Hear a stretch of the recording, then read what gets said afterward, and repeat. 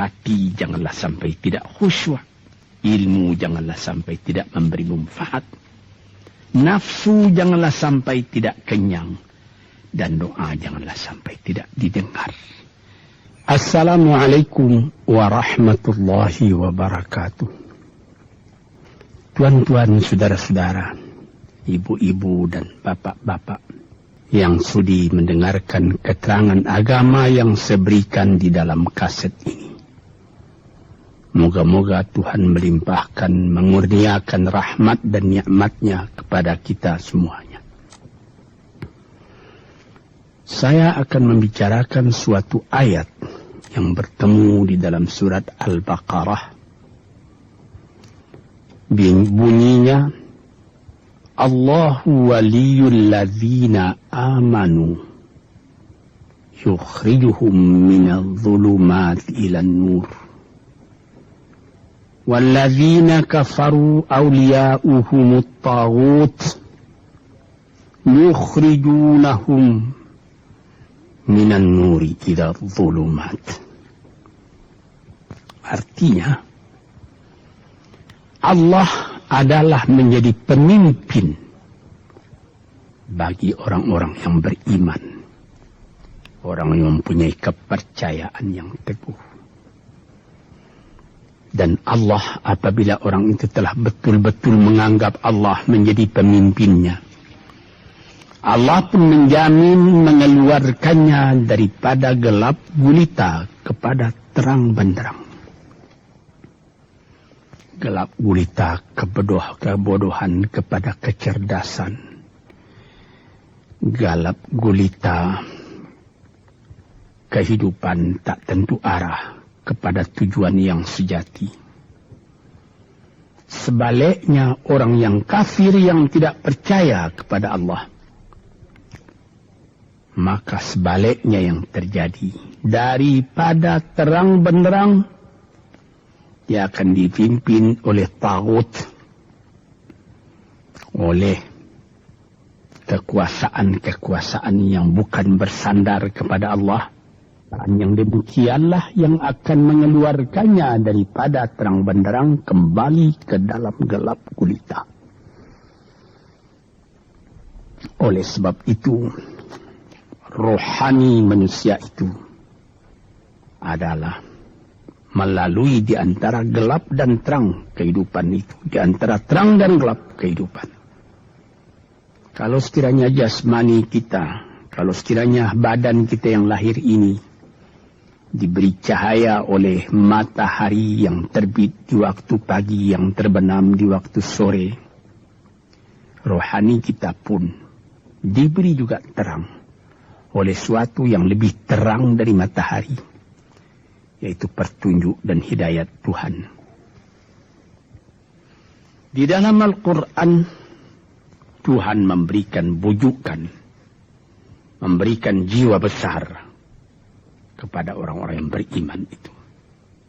Tuhan bersabda, La tahinu wa la tahzanu wa antumul a'launa in kuntum mu'minin. Engkau ini adalah orang yang tinggi kalau engkau tetap memegang kepercayaan kepada Allah Subhanahu wa ta'ala. Di dalam perjuangan hidup di dunia ini,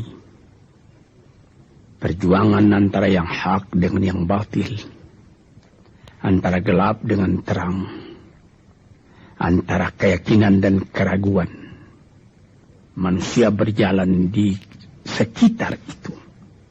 Di kiri dan di kanan kita berjumpalah gelap dan terang itu. Maka diberilah pedoman manusia tadi. Apa pedoman? Walaupun bagaimana hebatnya, geloranya, tofannya, alim bubunya, ombaknya dan gelombangnya kehidupan itu, manusia mesti teguh berpegang kepada iman. Sebab kehidupan di dunia itu menurut peraturannya ialah tidak ada yang tetap. Yang tetap itu ialah berubah. Berubah itulah ketetapan yang ada dalam dunia. Panas sangat terik, benar, nanti akan hujan. Hujan sangat lebat, benar, nanti akan panas. Di suatu tempat terjadi hujan yang lebat, berhari-hari timbul banjir. Ya, banjir itu tidak tiap hari, nanti dia kering lagi. Di laut pun demikian pula. Ada pasang naik, tergenang ke atas. Besok pagi air itu sudah kering lagi, surut pasang. Begitulah kehidupan di dunia itu. Itu harus kita yakini supaya kita jangan terombang-ambing dalam kehidupan itu. Kalau kita sudah mulai terombang-ambing, tahu-tahu walaupun bagaimana terangnya hari, gelap timbul dalam jiwa kita sendiri. Walaupun panas terik, kita berhujan. Hujan oleh keringat kita sendiri. Jadi yang penting di sini menjaga hati itu. Sampai Rasulullah Nabi kita Muhammad sallallahu alaihi wasallam, inna fil jasadi mudghatan, di dalam tubuh manusia itu ada suatu bekuan darah.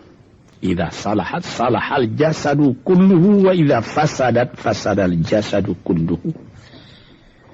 Kalau ini segumpal daging baik, seluruh badan jadi baik. Kalau dia rusak, seluruh badan jadi rusak. Apakah itu? Hati. Hati. Kendali terletak dalam hati kita. Hati. Artinya penuh. Bukan saja berarti pada daging, tapi pada hati dari hati, isi dari hati, atau juga akal kita. Sebab itu, maka kalau satu waktu saya pernah mengajarkan doa yang mengandung 8 sifat-sifat lemah menghilangkan kemerdekaan manusia. Hari ini saya pun akan mengajarkan doa yang diajarkan juga oleh Nabi. Bagaimana menjaga hati tadi. Di situ dalam doa itu ada tersebut 4 perkara. Apa disebut? Allahumma inni a'udzubika min qalbin la yakhsha'u wa min ilmin la yanfa'u wa min nafsin la tashba'u wa min du'a illa yusma'u. Jadi 4 perkara. Yang pertama, Allahumma inni a'udzubika min qalbin la yakhsha. Aku sangat berlindung kepada Engkau ya Allah, janganlah sampai terjadi hati saya itu tidak khusyuk lagi. Ini bahaya ini. Mulai bahaya, mengancam kepada manusia.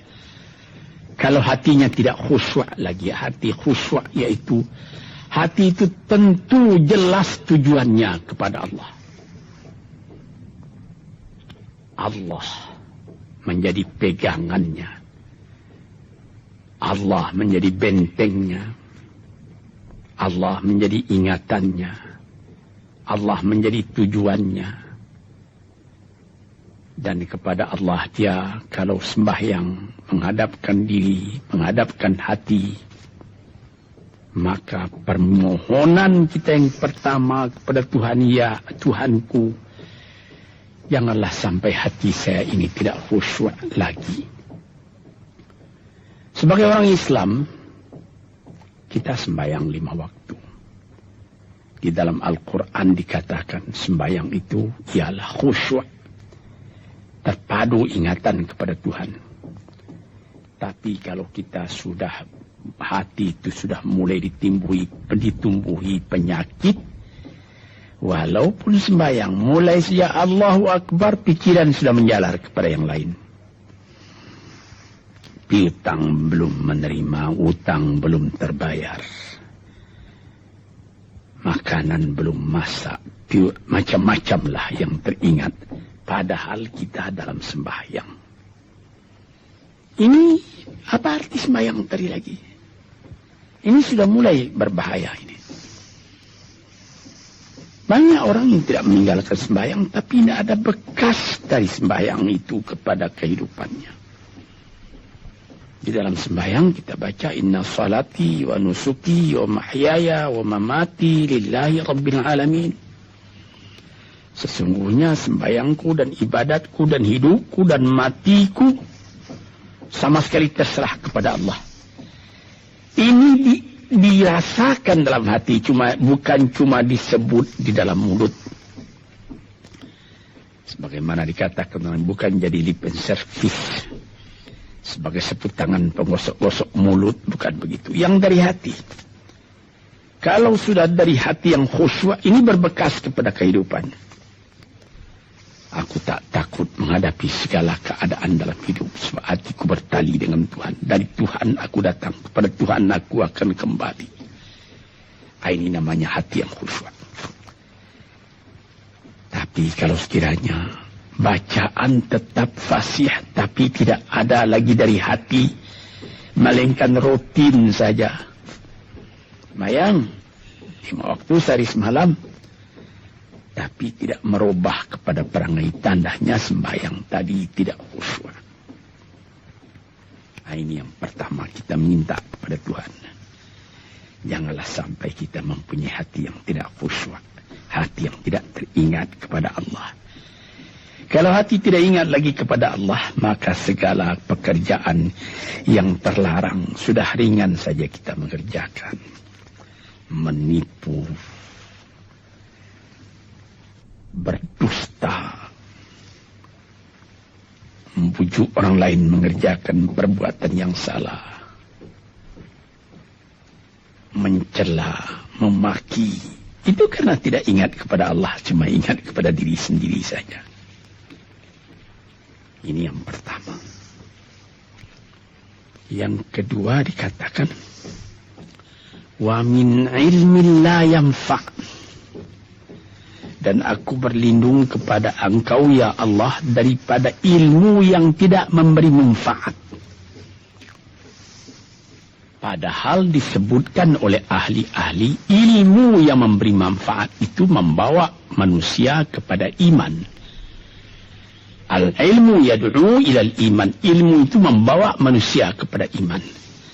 Sekarang sudah ilmu banyak, tapi tidak membawa kepada iman, melainkan membawa kepada celaka. Sudah maju kepandaian orang, ilmu, pengetahuan orang, teknologi orang, sains orang, knowledge orang, dan segala macamnya. Tapi tidak ada manfaatnya kepada manusia. Cuma bahaya karena ilmu tadi yang datang kepada manusia. Sebagaimana ilmu manusia di abad ke-20 yang sangat penting, yaitu tentang tenaga atom. Maka timbullah bom atom, bom hidrogen, nuklir. Sehingga manusia diancam sekarang ini oleh bahaya atom itu di mana-mana. Apabila kita lihat di televisi, bagaimana mengadakan demonstrasi di Australia, di Jerman Barat, di tempat-tempat yang lain, melihat bagaimana bahaya atom itu kalau terjadi perang dunia yang ketiga. Ya Rabbi ya Karim, bom atom yang jatuh di Hiroshima itu belum ada artinya dibandingkan dengan bom yang sekarang, yang sedang disimpan oleh kerajaan-kerajaan, oleh negara-negara besar untuk menghancurkan. Ini ilmu ini. Tetapi ilmu yang membawa bahaya, bukan saja tidak memberi manfaat, bahkan memberi bahaya. Di sini terasa oleh kita bahwa ilmu yang ada itu pun mesti dikembalikan atau dikendalikan oleh iman. Kalau tidak, maka nyawa manusia ini akan dipandang sebagai sampah saja. Dijatuhkan satu bom hidrogen ke dalam kota Jakarta ini, na'udzubillahi min dzalik, umpamanya dimasukkan ke Jakarta ini, satu bom hidrogen saja, itu sudah habis penduduk Jakarta yang lebih dari 5 juta ini. La haula wala quwata illa billah.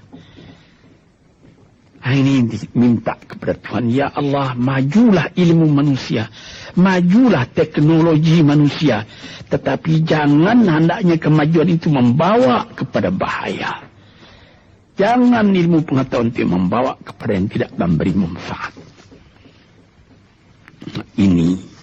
Ini doa yang kedua kepada Allah, Tuhan sarwa sekalian alam. Yang ketiga disebut lagi, wa min nafsin la tashba'u, dan aku berlindung kepada Allah daripada nafsu, daripada diri, daripada ego, daripada tiap-tiap masing-masing diri ini yang tidak merasa kenyang. Ini juga bahaya besar. Inilah yang menimbulkan penjajahan di dunia. Inilah yang menimbulkan, disebut dalam bahasa Arab, al-ghazwul fikri. Penjajahan. Sesudah Perang Dunia Kedua sudah banyak negeri-negeri yang merdeka. Tetapi sekarang timbul lagi penjajahan baru. Apa? Penjajahan fikiran. Sehingga bangsa yang merdeka tadi tidak merdeka lagi fikirannya. Dia merdeka di dalam meniru kepada bangsa yang lebih kuat. Itu namanya terjajah juga.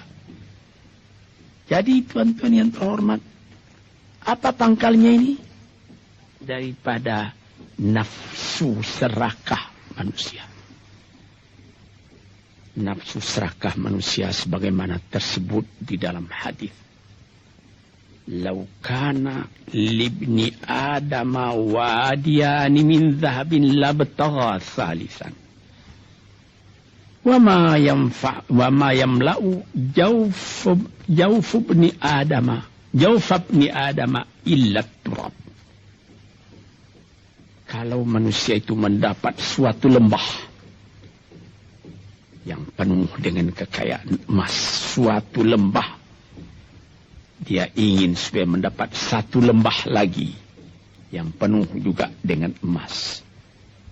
Dapat 2 lembah, dia minta 3 lembah lagi yang penuh dengan iman. Nafsu manusia tidak pernah kenyang.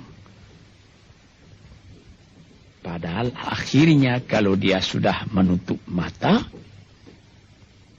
tidak ada yang akan memenuhi perutnya melainkan tanah. Teringat akan cerita yang disampaikan oleh Graf Leo Tolstoy, pujangga Rusia yang terkenal, bahwa orang yang tidak mempunyai nafsu yang kenyang itu, pada suatu hari katanya, ada satu orang kaya mempunyai tanah yang luas. Dia mengatakan kepada orang, boleh tuan-tuan mengambil tanah kepunyaan saya ini, berapa tuan suka, berapa tuan mau. Syaratnya cuma begini, sepanjang yang tuan berjalan dari timur ke barat, lantas sebelum matahari terbenam, tuan sampai kembali ke tempat tuan melangkah pertama tadi. Berapa saja tuan suka, boleh ambil tanah ini. Maka datanglah si tamak tadi. Tuan yang punya asli tanah tadi mengatakan, bawalah bakal, jangan lapar di jalan nanti. Baik, dibawanya nasi sebungkus, dia berjalan, jalan. Dari pukul 7 pagi. Kalau diambil kekuatan, hendaknya pukul 10 dia sudah makan. Melangkah lagi beberapa ratus meter atau sekian, nanti boleh kekuatan buat kembali. Sehingga sebelum matahari terbenam, dia sudah sampai ke tempat dia menuju bermula. Tetapi ini orang bernafsu betul, dia minta supaya banyak tanah yang dapat didapatnya. Dibawanya nasi sebungkus, tapi dia tidak jalan di tengah jalan, tidak berhenti, kan nanti berapa meter itu nanti kalau saya berhenti, tanah yang kurang buat saya. Dia terus berjalan. Dia tidak ingat bahwa kekuatan masa pergi yang lebih cepat dengan kekuatan masa pulang yang lambat itu dia tidak taksir. Dia berjalan saja cepat-cepat. Sudah pukul 1 hari, sudah jauh perjalanan. Lantas nanti kembali. Kelemahan badan, kondisi dan situasi tidak sama lagi. Tidak secepat dia pergi dahulu lagi dia pulang kembali. Maka bukan pukul 7 dia sampai. Atau pukul 5 sore tadi dia sampai ke tempat dia berjalan bermula. Karena dia jalannya sudah lunglai. Kaki sudah penat, badan sudah letih. Kira-kira baru pukul 2. Dia tidak dapat berjalan lagi karena sudah lapar. Dia coba makan sedikit pun tidak bisa lagi seenak makan yang tadi. Habis makan pun dia berjalan lagi. Pukul 3 dia terhenti. Jauh lagi baru sampai tempat yang pertama. Menurut syarat yang diberikan oleh mempunyai tanah yang pertama, kalau engkau tidak sampai ke tempatmu yang pertama tadi sorenya, tanah ini tidak engkau dapat lagi semua. Memang tidak sampai dia. Pukul 4 dia sudah berhenti berjalan, tidak kuat lagi. Mata sudah gelap. Akhirnya karena terlalu capek, terlalu penat, mati dia di tengah jalan. Berapa dia dapat tanah tadi lagi? Cuma sepanjang badannya untuk kuburannya, yang lain tinggal semua.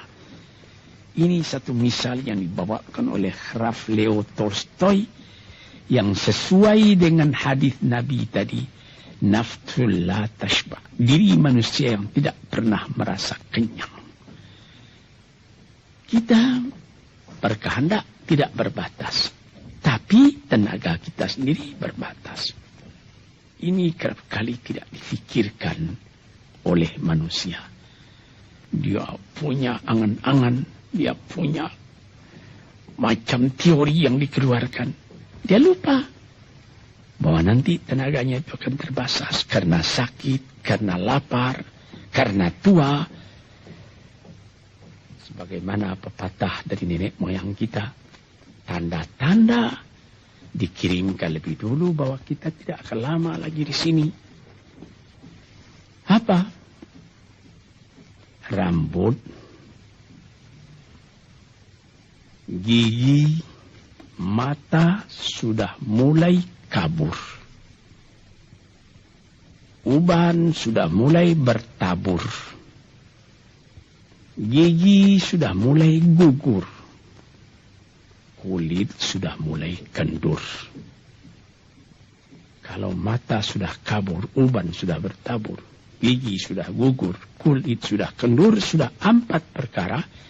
Yang kelima ialah pintu kubur. Nah, ini kerap kali manusia lupa yang demikian.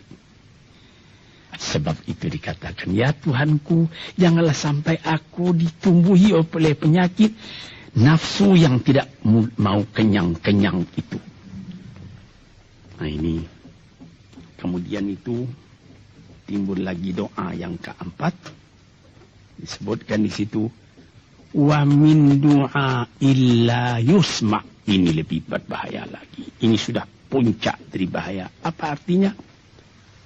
Dan aku berlindung kepada Engkau ya Allah daripada doa yang tidak didengar lagi. La ilaha illallah. Mendoa, ya Allah, kasih aku ini, kasih aku kesempatan, tapi tidak didengar lagi. Tuan-tuan, para pendengar kasetku yang tercinta, ada tersebut dalam hadis Nabi, wa malbasuhu haramun, wa mashrabuhu haramun, wa hudhiya bil haram. Ya Rab, fa'anna yustajabulah. Ash'asa, aghbara, Badan sudah penuh dengan kotoran, penuh debu. Yang mudu yadaihi ila sama, menadahkan tangan keduanya ke langit. Ya Rabbu, ya Rabbu, ya Tuhanku, tolong aku, ya Allah, bela aku. Padahal yang dimakan haram, yang diminum haram, dibesarkan dengan yang haram. Fana yustajabulah. Dengan jalan apa Allah Ta'ala akan mengabulkan doa itu? Badan kotor menghadap kepada yang bersih, meminta diberi kebersihan. Bagaimana caranya? Tuan-tuan yang terhormat, pernah dalam Quran Tuhan mengatakan, la yanzuru ilaihi wa la yukallimuhum Allah wa la yanzuru ilaihi. Allah tak mau mengajak dia bercakap dan Allah tidak memandang kepada dia. Saya sendiri dengan segala kerendahan hati mengatakan bagaimana beratnya kita bertemu dengan seorang orang besar. Lalu dia mengulurkan tangan kepada kita. Tapi mata kita tidak dilihatnya. Sengsara rasanya. Bagaimana dengan Tuhan kalau Tuhan tak mau melihat kita? Nah, sebab itu para pembaca, pendengar kaset yang tercinta, berdoalah kepada Tuhan supaya hati kita selalu terbuka. Jangan sampai kita mempunyai hati yang tidak khusyuk, ilmu yang tidak memberi manfaat, jiwa yang tidak pernah kenyang, dan doa yang tidak didengar. Ya Allah, dengarkan doa kami dan tunjukkan kepada kami jalan yang benar dan beri kami terang dalam kehidupan ini. Yang keempat ialah wa min du'a illa yusma'. Dan aku berlindung kepada Engkau ya Allah, jangan sampai doaku tidak terdengar, tidak didengar oleh Tuhan. Sebagaimana kita tahu, doa itu adalah mukhul ibadah, tulang sumsum daripada ibadat kita sendiri kepada Tuhan. Segala perbuatan kita patrikan dengan doa, dengan harapan mudah-mudahan diizinkan oleh Allah. Disampaikan maksud kita, macam-macam yang kita minta kepada Tuhan. Tapi kalau doa itu sudah tak diperdulikan lagi oleh Tuhan, apa celaka kita, apa daya kita, apa upaya kita? Di sini kita melihat apa sebab maka doa tidak didengar oleh Tuhan, tidak diperkenankan oleh Tuhan. Tentu saja bukan dari salah Tuhan, melainkan dari salah kita sendiri. Di dalam Al-Quran dikatakan, Iyyaka na'budu wa iyyaka nasta'in. Al-Fatihah tersebut, kepada Engkaulah kami menyembah, ya Allah, dan kepada Engkau kami minta tolong. Tapi dengan tidak sadar, kerap kali kita berbuat terbalik. Iyyaka nasta'in wa iyyaka na'budu, kepada Engkau kami minta tolong, lalu kepada Engkau kami menyembah. Minta tolong dulu baru menyembah. Minta tolong banyak-banyak tapi terima kasih tidak ada. Tentu saja tidak didengar oleh Tuhan. Di dalam satu hadis tersebut, Asy'atha ar-rabbara yamuddu yadaihi ila samai ya Rabbu ya Rabbu, wa mat'amuhu haramun wa mashrabuhu haramun wa malbasuhu haramun wa ghudhiya bil haram fa anna yustajabulah. Badan sudah kotor, sudah berkerunyut, kesusahan, kegelisahan kehidupan terbayang kepada tubuh sendiri. Lalu menadahkan tangan ke langit meminta kepada Allah, ya Tuhanku, ya Tuhanku. Bagaimana Tuhan bisa mengabulkan? Dengan pikiran yang kotor engkau menghadap kepada Tuhan. Kalau tidak terkabul, jangan Tuhan yang disalahi. Hatimu sendirilah salahi. Apa yang engkau perbuat dalam kehidupan ini? Di mana terdesak engkau ingat kepada Tuhan. Di zaman kesenangan engkau lupakan Tuhan. Di dalam mendapat percobaan engkau merengek mengadu kepada Tuhan. Jiwa yang seperti ini janganlah sampai timbul pada diri kita sendiri. Saya sudah mengalami apabila saya berhadapan-hadapan dengan orang besar. Saya ingin dia menghadapkan matanya kepada saya. Apa kabar saudara? Kabar baik. Dia lihat mata saya lihat mata dia. Tapi kalau ketika dia bersalam dengan saya, dia melihat kepada orang lain, bukan main sakit hati saya. Apa salah saya maka dia begitu? Mengapa tidak saya yang dipandang? Sedangkan dengan sesama manusia lagi begitu perasaan kita. Bagaimana dengan Tuhan? La yanzuru ilaihim wa la yukallimuhum. Allah tidak memandang sebelah mata kepada Allah, kepada kita. Allah tak mau cakap, tidak mau bercakap dengan kita sepatah pun.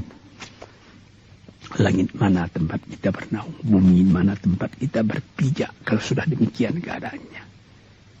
Nah, ini yang dijaga tuan-tuan yang terhormat dalam doa keempatnya itu. Hati janganlah sampai tidak khusyuk. Ilmu janganlah sampai tidak memberi manfaat. Nafsu janganlah sampai tidak kenyang. Dan doa janganlah sampai tidak didengar. Saudara-saudara, moga-moga Allah memberikan kepada kita hati yang terang. Sebagaimana ayat yang mula-mula saya sebut tadi. Allahu waliyul ladzina amanu yukhrijuhum minadh-dhulumati ilan nur. Allah lah jadi pemimpin bagi orang yang beriman. Sehingga dari gelap gulita dibawa dia oleh Tuhan kepada terang benderang. Walladzina kafaru, tetapi orang-orang yang sudah tidak ada kepercayaannya kepada Tuhan. Auliya'uhumut taghut, yang menjadi pemimpinnya bukan Tuhan tapi setan. Dia akan membawa orang itu daripada terang benderang ke dalam gelap gulita. Kita jadi meraba-raba dalam gelap kehidupan. Dalam meraba-raba itu masih ragu entah kemana akan pergi. Maut pun datang. Gelap selalu. Di dunia gelap, di akhirat pun gelap. Na'udzubillahi min dzalik. Hadirin yang terhormat, para peminat kaset ini, moga-moga semuanya ini menjadi kenang-kenangan kepada Tuhan di dalam perjalanan yang jauh, di dalam keistirahatan hidup, sehingga mendapat ketetapan hati dan tumakninah. Assalamualaikum warahmatullahi wabarakatuh.